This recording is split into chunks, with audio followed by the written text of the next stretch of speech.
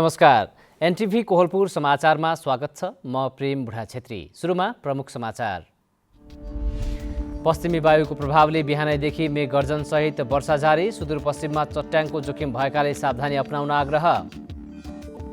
सुर्खेतको प्रदेश संग्रहालय सञ्चालन गर्न बजेटको अझै अभाव। प्रचार प्रसार नहुँदा संग्रहालयको आन्तरिक स्रोत समेत कमजोर बन्दै। बाजुरामा कुपोषणका कारण 5 महिने शिशुको ज्यान गयो। मुक्तिकोट गाउँमा मात्रै वैशाख यता 5 जना बालबालिकाको मृत्यु। टर्की र सिरियाका भूकम्प पीडितलाई 7 अर्ब युरो सहयोगको प्रतिबद्धता। टर्कीमा मात्रै 100 अर्ब डलर बढीको क्षति भएको अनुमान। र भोलिदेखि सुरु हुने प्रधानमन्त्री कप त्रिदेशीय फुटबल प्रतियोगिताका लागि नेपाली टोलीको घोषणा। टोलीमा 7 जना नयाँ अनुहार समावेश। समाचार अब विस्तारमा। आज बिहानैदेखि देशका धेरै ठाउँमा मेघगर्जनसहित वर्षा भइरहेको छ। देशभरकै मौसम बदली भई मेघगर्जन र चट्याङसहित पानी परिरहेको छ। विशेष गरी सुदूरपश्चिम प्रदेशमा बिहानैदेखि मेघगर्जन र चट्याङ परेको छ। अन्य क्षेत्रमा मेघगर्जन भए पनि सुदूरपश्चिम प्रदेशमा भने जोखिम धेरै भएको मौसमविद रोजन लामिछानेले बताउनुभयो। सुदूरपश्चिम प्रदेशमा चट्याङको जोखिम धेरै रहेकाले सावधानी अपनाउन आग्रह गरिएको छ। चट्याङ परेका बेला सम्भव भएसम्म घरभित्रै बस्न र घर बाहिर भए पनि सुरक्षाको उपाय अपनाउन आग्रह गरिएको छ। राष्ट्रिय विपद जोखिम न्यूनीकरण तथा व्यवस्थापन प्राधिकरणका कार्यकारी अधिकृत अनिल पोखरेलका अनुसार चट्याङ परेका बेला घरभित्रको विद्युतीय उपकरणको स्विच अफ गर्नुपर्दछ। मौसमविद रोजन लामिछानेका अनुसार पश्चिमी वायु र स्थानीय वायु सक्रिय हुँदा बिहानैदेखि मेघगर्जन र चट्याङसहित वर्षा भइरहेको हो। तराईका जिल्लाहरूमा हावाहुरीसहित वर्षा हुने अनुमान गरिएको छ। भोलिदेखि भने क्रमिक रूपमा मौसम खुल्ने मौसमविदले बताएका छन्। स्थानीय सुरही खोलामा आएको बाढीले कपिलवस्तुको शिवराज नगरपालिका 8 देवीपुरमा लगाइएको तरकारी खेतीमा क्षति पुर्याएको छ। नगरपालिकाको अनुदानमा करिब 22 कट्ठामा लगाएको तरकारी खेती सुरही खोलाले बगाएको हो। तरकारी खेतीमा 16 लाख बराबरको क्षति पुर्याएको सफल कृषक समूहले अनुमान गरेको छ। आइतबार राति अचानक आएको बाढीले कपिलवस्तुको शिवराज नगरपालिका वडा नम्बर 8 देवीपुरमा किसानले लगाएको तरकारी खेतीमा ठूलो क्षति पुर्याएको छ। शिवराज नगरपालिकाको अनुदानमा करिब 22 कट्ठामा सुरही खोलाको बगरमा सफल कृषक समूहले लगाएको तरकारी खेतीमा 16 लाख बराबरको क्षति पुर्याएको अनुमान गरिएको छ। सुरही नदीको बगरमा 1 दर्जन किसानले तरकारी खेती गर्दै आएका छन्। कृषक समूहका अध्यक्ष सुग्रीव लौनियाले बगरको तरकारीमा बाढीले नोक्सानी गरेपछि किसानको मेहनत खेर गएको बताउनुभयो। हाम्रो शिवराज नगरपालिकाले अनुदान गरेको अनि हामी आफू पनि आफ्नो तर्फबाट लगाएर दुईतिरको सहयोगले चाहिँ यो किसानहरू सानो समूह बनाएर 14-15 जनाले मिलाएर यो बगर खेती हामी गरेको हो। यसमा चाहिँ अहिले 81 बाढी आएर चाहिँ 14-15 लाख रुपैयाँको लगभग अनुमान क्षति हुन गयो। सदस्यहरू धेरै पीडित छन्। यसको लागि अब केही क्षति अनुदान राहत गराइदिन पाए हाम्रो नगरपालिकाबाट आश गरेका छौँ।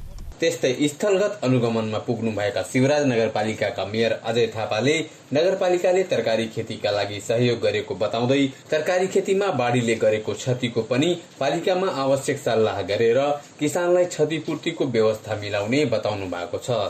र चाहिँ उत्पादन पनि राम्रो भएको थियो। उहाँहरूले एकदमै आफ्नो मेहनत गरेर उत्पादन गर्नुभएको थियो। उत्पादनले उहाँहरूको जीविकोपार्जन पनि सहजीकरण हुन्थ्यो। अब चाहिँ हिजोको पानीले गर्दा चाहिँ यो सबै चाहिँ उत्पादनहरू चाहिँ नष्ट भएको छ। यसमा शिवराज नगरपालिकाले उहाँहरूको यो चाहिँ अवस्थालाई चाहिँ राम्रो बनाउनलाई पहल गर्छ। बगरमा लगाइएको सबै तरकारी बाढीले बगाएर लगेपछि किसानले ठूलो क्षति बेहोरेकाले आवश्यक सल्लाह गरी नगरपालिकाले थप कार्यक्रमको व्यवस्था मिलाउने कृषि शाखाका प्रमुख ताराचन्द्र चौधरीले बताउनु भएको छ। र यसमा शिवराज नगरपालिकाले उहाँहरूलाई अब भनौँ न उहाँहरूको अब यही एउटा जीविकोपार्जन गर्ने एउटा हामीले उहाँलाई भनौँ न एउटा बुद्धि थियौँ होइन, कार्यक्रम दिएका थियौँ र यो कार्यक्रमले गर्दा उहाँहरूलाई धेरै नै नोक्सान भएको छ। यहाँ जतिजना सहभागी हुनुहुन्थ्यो सबैलाई नोक्सान भएको छ। र यसमा शिवराज नगरपालिका हामीले अब मेयर साहबलाई उपमेयरज्यूलाई राखेर भनौँ न यो पुरा गर्छौँ। यसमा केही पाल हामी उहाँहरूलाई कसरी आगामी दिनमा कार्यक्रमहरू दिने भनौँ न यो कुरालाई हामीले मनन गर्दै आगामी दिनमा उहाँहरूलाई थप कार्यक्रमहरू यसको सट्टा थप कार्यक्रमहरू दिने हामी प्रयास गर्छौँ। बगरमा लगाइएका काँक्रा, लौकी, फर्सी, प्याज, तरबुजा, तिते करेला लगायत तरकारी बालीमा बाढीले क्षति पुर्याएपछि यस क्षेत्रका किसान चिन्तित बनेका छन्। वासुदेव वर्मा, नेपाल टेलिभिजन, लुम्बिनी प्रदेश, कपिलवस्तु। मुगुको उच्च हिमाली क्षेत्रमा चैतमा हिउँ र बेसीतिर झरी परेको छ। मुगुम कार्मारौं गाउँपालिकाको डोल्फु, छायानाथ, मुगु, किम्री, परलुक, सोबालेक, मालिकाथान, चङ्खेली लगायतका क्षेत्रमा हिउँ परेको छ भने तल्लो क्षेत्रमा झरी परेको छ। यस्तै हुम्लाको माथिल्लो हिमाली क्षेत्र, नाम्खा गाउँपालिका, लिमी, यारी, मुचु लगायतका क्षेत्रमा पनि झरीसँगै हिमपात भएको छ। 2 दिनदेखि मौसममा परिवर्तन भई उच्च हिमाली क्षेत्रमा हिमपात भएको हो। गमघडी, ताल्चा, सोरु, खत्यार क्षेत्रमा गाउँ बस्तीमा झरी परेपछि खडेरीबाट चिन्तित भएका किसानहरू उत्साहित भएका छन्। कार्मारौं गाउँपालिकाको माथिल्लो हिमाली बस्तीमा पनि हिउँ परेको छ। खडेरीको सङ्केत देखा परेको मुगुमा हिमपात र झरीले किसानलाई उत्साह थपेको छ। सुर्खेतको प्रदेश सङ्ग्रहालय तथा अभिलेखालय सञ्चालनका लागि बजेट अभाव भएको छ। सङ्ग्रहालयका लागि न्यून सरकारी बजेट र आन्तरिक स्रोत नहुँदा समस्या भएको हो। 2057 सालमा उद्घाटन गरिएको यो सङ्ग्रहालयको प्रचार प्रसार समेत हुन सकेको छैन। कर्णाली प्रदेशका पुरातात्विक वस्तुहरूको सङ्कलन, अनुसन्धान तथा प्रदर्शन गर्ने जिम्मा पाएको सुर्खेत स्थित प्रदेश सङ्ग्रहालय तथा अभिलेखालयलाई बजेट अभाव भएको छ। सङ्ग्रहालयमा प्रदर्शन योग्य तथा पर्यटकीय आकर्षणका वस्तुहरू राखिएको भए पनि पर्याप्त पूर्वाधार निर्माणका लागि बजेट नहुँदा समस्या भएको हो। सरकारी चासोको विषय नबन्दा प्रचार प्रसार अभावले सङ्ग्रहालयको विषयमा अधिकांश सुर्खेतवासी नै अनभिज्ञ रहेको स्थानीय पर्यटक निर्पजङ साईको भनाइ छ। सुर्खेत स्थित यहाँका स्थानीय बासिन्दा तथा बाहिरबाट आउने पर्यटकहरूमा कुनै पनि जानकारी नभएको र यसको जानकारी नहुनुमा यसको बजेट अभाव भएको र यसले आफ्नो प्रचार गर्न नसक्छ। सरकारले सङ्ग्रहालयका लागि वार्षिक न्यून रूपमा बजेट छुट्याउने गरेको भए पनि त्यो सबै रकम प्रशासनिक काममा खर्च हुँदै आएको छ। वर्षनी सङ्ग्रहालयको अवलोकन गर्न आउने पर्यटकको सङ्ख्यामा वृद्धि भए पनि प्रवेश शुल्कको आम्दानी राजस्वको रूपमा सरकारलाई नै बुझाउने गरिएको सङ्ग्रहालयले जनाएको छ। पूर्वाधार निर्माणसँगै प्रचार प्रसारमा पर्याप्त बजेट विनियोजन गर्न सके पर्यटकको सङ्ख्या बढ्नुका साथै सङ्ग्रहालयको विकास गर्न कुनै समय नलाग्ने सङ्ग्रहालयका लेखा अधिकृत सुशील केसी बताउनुहुन्छ।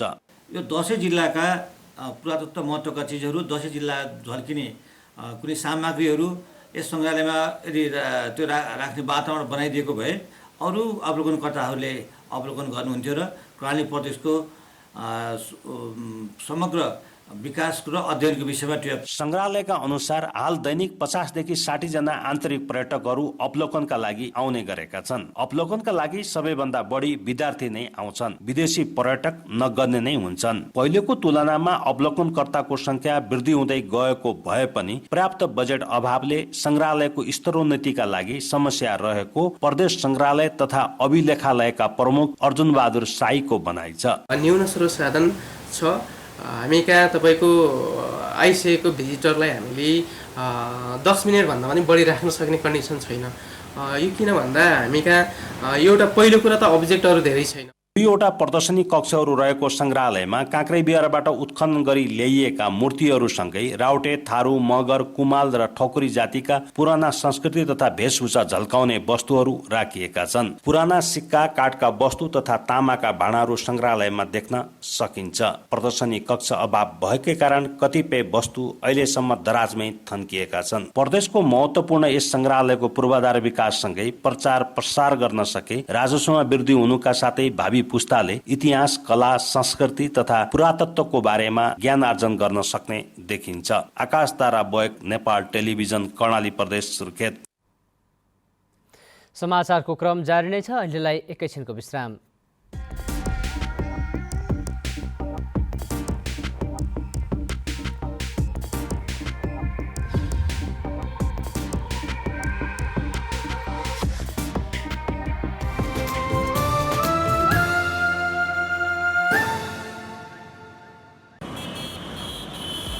सवारी चलाउँदा अथवा यात्रा गर्दा ध्यान दिनुपर्ने कुराहरू। मादक पदार्थ सेवन गरी सवारी नचलाऊ। चालकले मादक पदार्थ सेवन गरेको थाहा पाए यात्रुले प्रहरीलाई खबर गरौँ। जेब्रा क्रसिङबाट बाटो काटौँ र सिट क्षमताभन्दा बढी यात्रा नगरौँ। सवारी चलाउँदा मोबाइल फोनको प्रयोग नगरौँ र सडकमा ध्यान केन्द्रित गरौँ। सवारी साधनको छतमा बसेर यात्रा नगरौँ र पैदल हिँड्दा सकभर फुटपाथको प्रयोग गरौँ। रातिको समयमा अरू सवारी साधनलाई बाधा हुने गरी हाइलाइटको प्रयोग नगरौँ। ट्राफिक नियम मिचेकोमा गर्व होइन, लाज मान्ने गरौँ। तीव्र गति जीवन क्षति, बिस्तारै गए अवश्य पुगिन्छ, छिटो गए भन्न सकिन्न। याद गर्नुहोस्, तपाईका परिवारले तपाईलाई पर्खिरहेका छन्। जनचेतनाका लागि एनटिभी कोहलपुरद्वारा जारी सन्देश। विश्रामपछि समाचारमा पुनः स्वागत छ। अब बाँकी समाचार। समाजमा अझै कायम रहेको जातीय विभेदलाई निर्मूल गर्ने उद्देश्यले आज देशभर कार्यक्रम भएका छन्। 58औं अन्तर्राष्ट्रिय जातीय विभेद उन्मूलन दिवसको अवसरमा दलित अधिकारको क्षेत्रमा काम गर्ने विभिन्न सङ्घ-संस्थाहरूले आज देशभर विभिन्न कार्यक्रम गरेका हुन्। दलितका पक्षमा संविधानमा थुप्रै कुरा लेखिए पनि कार्यान्वयनमा समस्या भएको दलित अधिकार कर्मीहरूले बताएका छन्। समाजमा अन्तर्जातीय विवाहले अझै मान्यता पाउन नसकेको भन्दै कानुन कार्यान्वयनमा ध्यान दिन दाङका अधिकार कर्मीहरूले आग्रह गरेका छन्। नेपाललाई 2063 साल जेठ 16 गते छुवाछुत मुक्त राष्ट्र घोषणा गरिएको थियो। प्रत्येक वर्षको 21 मार्चका दिनलाई अन्तर्राष्ट्रिय जातीय विभेद उन्मूलन दिवसका रूपमा मनाउने गरिन्छ। लामो समयदेखि व्याप्त रहेको छुवाछुत प्रथाको अन्त्य गर्नका लागि के गर्नु पर्ला भनेर आज हामीले दाङका केही नागरिकलाई सोधेका छौँ। हेरौँ आजको आवाजमा।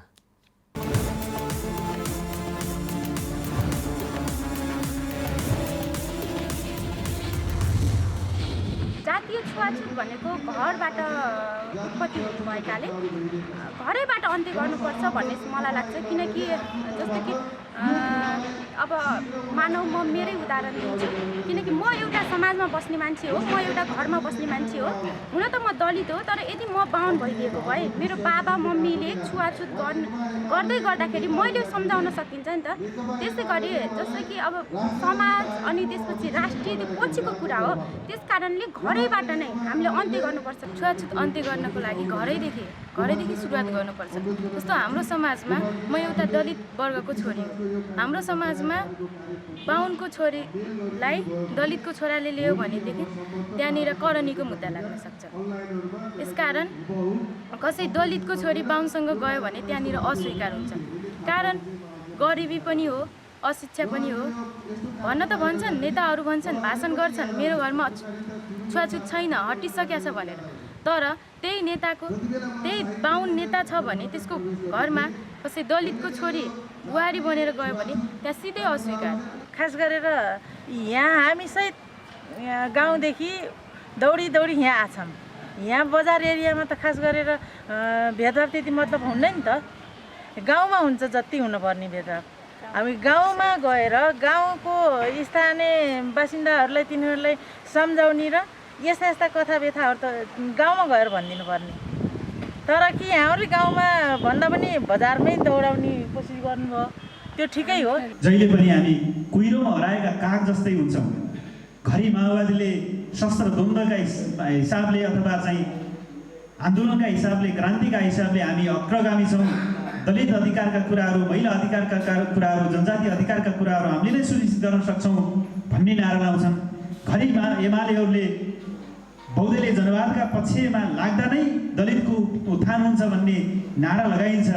घरि काङ्ग्रेसले दलित समाजमा लाग्दा नै प्रजातान्त्रिक समाजले नै दलितको चाहिँ सम्पूर्ण अधिकार सुनिश्चित गर्छ भन्ने नारा लगाइरहेका हुन्छन्। तर हामी वास्तविक रूपमा कुन पार्टी, कुन सङ्गठन, कुन विचारमा आबद्ध हुँदा हामीलाई फाइदा हुन्छ त्यो कुरा अन्यलमा छ। यो जातीय छुवाछुत भेदभाव अन्त्य गर्नको लागि हामी आफै सक्षम हुनुपर्छ। किनभने हामी आफै चाहिँ गरेर सक्षम छैनौँ। हामी आफै अलिकति डराउने गरेका छौँ। अलिकति हामी क्रियाशील जबसँग हुँदैनौँ, जबसँग हामी अरूसँग पनि हामी दब्ने खालको हुन्नौँ, तबसम्म यो चाहिँ छुवाछुत अन्त्य हुन्न।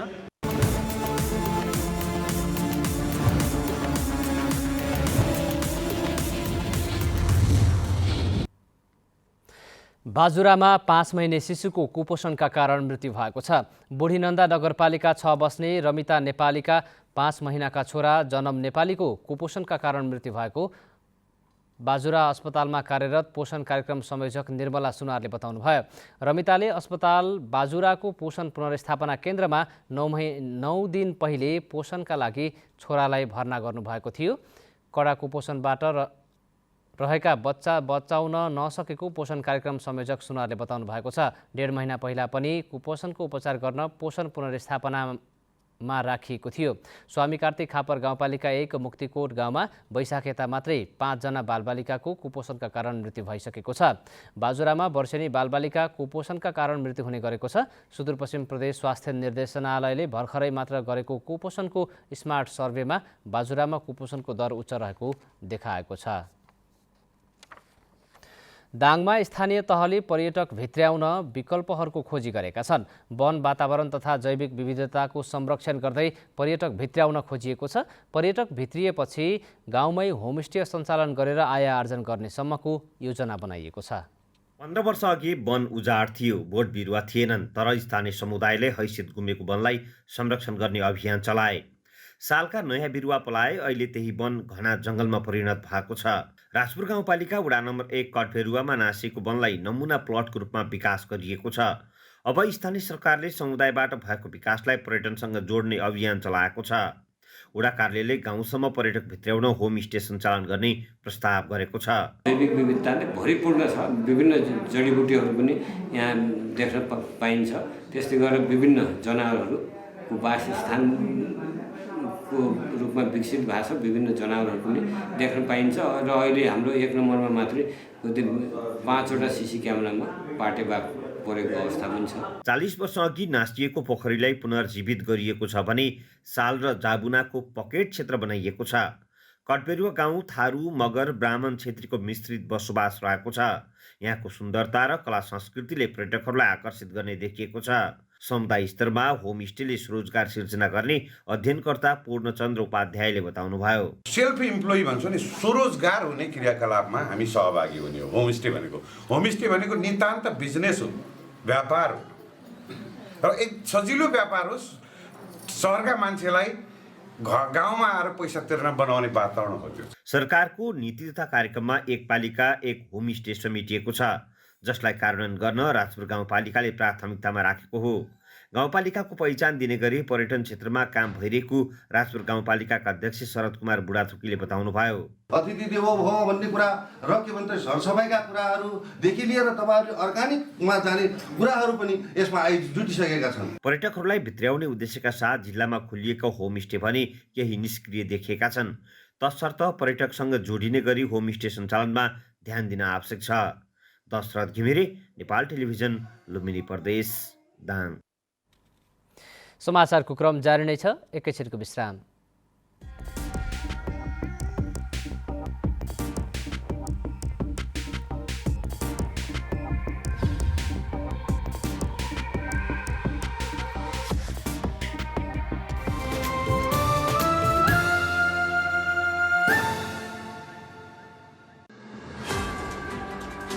लुम्बिनी, कडाली र सुदूरपश्चिमको आवाज, सत्य सूचना, निष्पक्ष विचार र तटस्थ विश्लेषण, समावेशी आवाज र समतामूलक चरित्र बोकेको देशको सञ्चार सहयात्री, जनताको सूचनाको अधिकार, हामी जिम्मेवार। खबरै खबरको दुनियाँमा अब नयाँ आयाम। विकास र समृद्धिका लागि सञ्चार। एनटिभी कोहलपुर समाचार। तपाईँ एनटिभी कोहलपुर हेर्दै हुनुहुन्छ। अब बाँकी समाचार। दाङको तुलसीपुर उपमहानगरपालिकाले तुलसी टावर निर्माणको काम सुरु गरेको छ। कार्यालय पछाडि रहेको तरकारी बजारलाई अन्यत्रै व्यवस्थापन गरेर त्यहाँको 10 कट्ठा जमिनमा अत्याधुनिक व्यापारिक भवन बनाउन थालिएको हो। 14 करोड रुपियाँमा निर्माण सम्पन्न हुने व्यापारिक भवन अन्डरग्राउन्ड पार्किङ सहित 6 तलाको हुने इन्जिनियर पवन योगीले बताउनुभयो।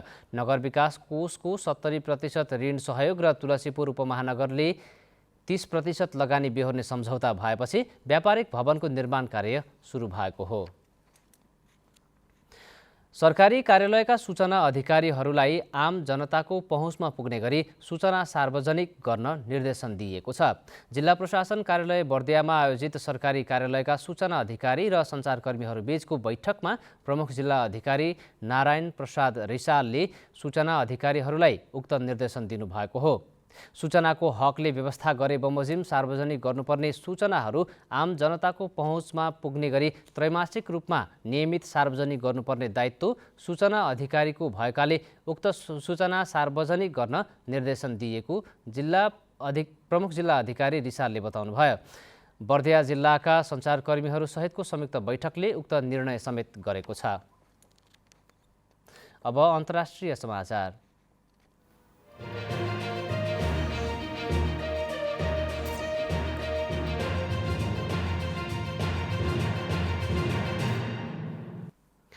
टर्की र सिरियामा गएको भूकम्पका पीडितका लागि अन्तर्राष्ट्रिय दाताहरूले अहिलेका लागि कम्तीमा पनि 7 अर्ब युरो सहयोग गर्ने बाचा गरेका छन्। ती भूकम्प पीडितहरूका लागि सहयोग रकम जुटाउने उद्देश्यले युरोपेली सङ्घले बेल्जियमको राजधानी ब्रसेल्समा आयोजना गरेको दाताहरूको सम्मेलनका क्रममा उनीहरूले यस्तो प्रतिबद्धता व्यक्त गरेका छन्।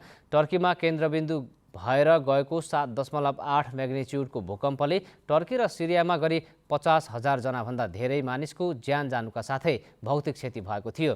यस भूकम्पबाट प्रभावित हुने र विस्थापित हुने व्यक्तिहरूको सङ्ख्या पनि लाखौँ रहेको संयुक्त राष्ट्र सङ्घले प्रारम्भिक अनुमान गरेको छ। एक प्रारम्भिक प्रतिवेदनका अनुसार टर्कीमा मात्रै 100 अर्ब डलरभन्दा बढीको क्षति भएको अनुमान गरिएको छ। त्यस क्षेत्रमा गत हप्ता आएको बाढीले पनि थप दुःख दिएको छ। अब आर्थिक समाचार।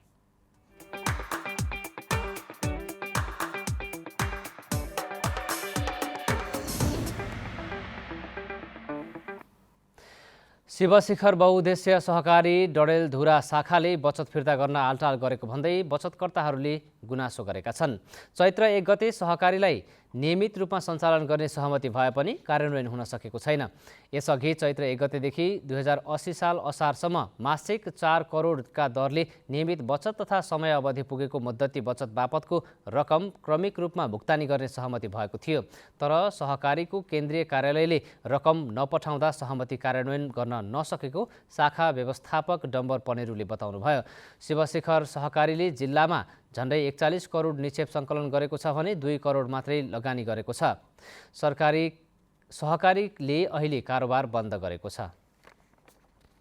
अब खेलकुद समाचार।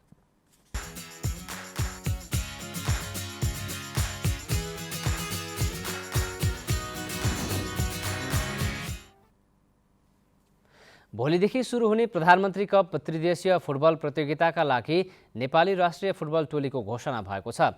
औपचारिक नियुक्तिको प्रक्रिया पूरा हुन बाँकी प्रमुख प्रशिक्षक एनएसएसले 23 सदस्यीय टिमको घोषणा गरेको अखिल नेपाल फुटबल सङ्घ एन्फाले जानकारी दिएको छ। नेपाल, भुटान र लाओस सम्मिलित प्रधानमन्त्री कप त्रिदेशीय श्रृङ्खलामा नेपालले पहिलो खेल भोलि लाओससँग र 14 चैतमा भुटानसँग खेल्नेछ।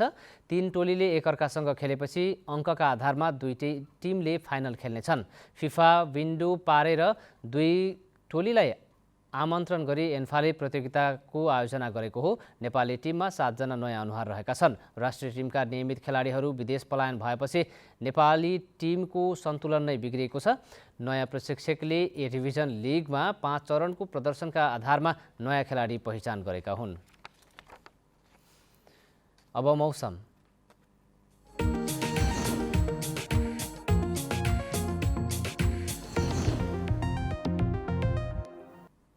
हाल देशभर सामान्यदेखि पूर्ण बदली रही केही स्थानमा मेघगर्जन चट्याङसहित वर्षा भइरहेको छ। राति पनि देशभर आंशिकदेखि सामान्य बदली रहनेछ।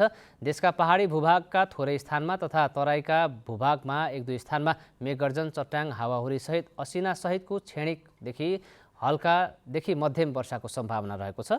अब मौसम सम्बन्धी थप विवरण।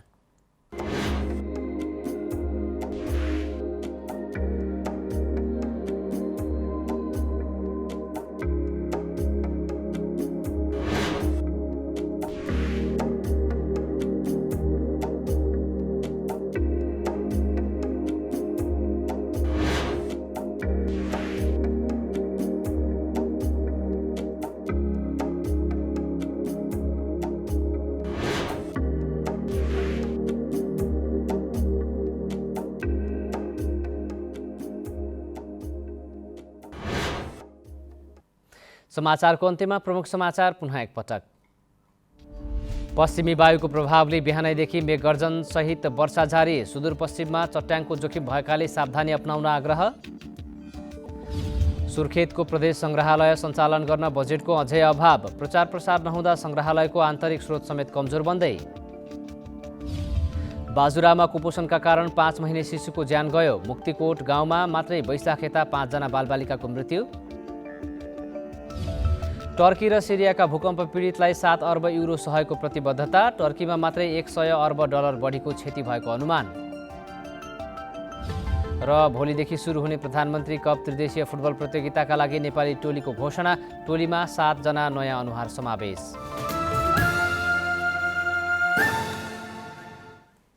हवस् त अहिलेलाई समाचारको सिलसिला यति नै, बिदा दिनुहोस्। नमस्कार।